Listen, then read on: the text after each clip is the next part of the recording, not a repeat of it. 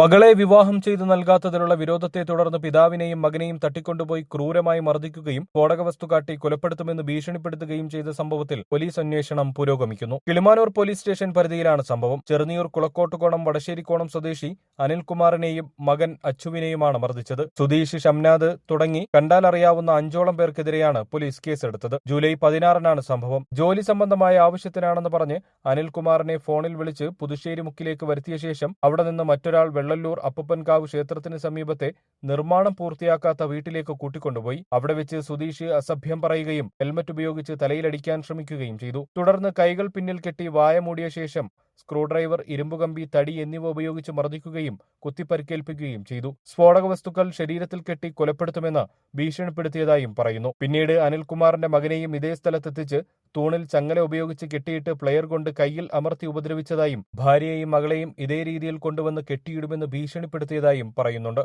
നിർമ്മാണം പൂർത്തിയാകാത്ത പഴയ വീടിനുള്ളിൽ ഗ്ലാസും അലൂമിനിയം ഫാബ്രിക്കേഷനും ഉപയോഗിച്ച് പ്രത്യേകം തയ്യാറാക്കിയ ക്യാബിനിലായിരുന്നു ക്രൂരമർദ്ദനം. മകളെ വിവാഹം ചെയ്തു നൽകുന്ന കാര്യത്തിൽ ഉടൻ തീരുമാനമെടുത്തില്ലെങ്കിൽ കുടുംബത്തെ മുഴുവൻ വകവരുത്തുമെന്നും സമീപത്ത് മുമ്പ് നടന്ന ഒരു പെൺകുട്ടിയുടെ കൊലപാതകത്തെ ചൂണ്ടിക്കാട്ടി അനിൽകുമാറിന്റെ മകൾക്കും ഇതേ അവസ്ഥ വരുമെന്നും പ്രതികൾ ഭീഷണിപ്പെടുത്തി. സംഭവം പുറത്തു പറഞ്ഞാൽ എല്ലാവരെയും കൊല്ലുമെന്നും അനിൽകുമാറിന്റെ മകനെ ഭീഷണിപ്പെടുത്തിയതായും പറയുന്നുണ്ട്. സംഭവസ്ഥലത്ത് ഫോറൻസിക് വിദഗ്ധരും ബോംബ് സ്ക്വാഡും ഡോഗ് സ്ക്വാഡും പരിശോധന നടത്തി. പരിശോധനയിൽ ചെറിയ പടക്കങ്ങളും വെടിമരുന്നിന് സമാനമായ വസ്തുക്കളും കണ്ടെത്തി. അന്വേഷണം പുരോഗമിക്കുകയാണെന്നും പ്രതികളെ ഉടൻ പിടികൂടുമെന്നും പോലീസ് അറിയിച്ചു.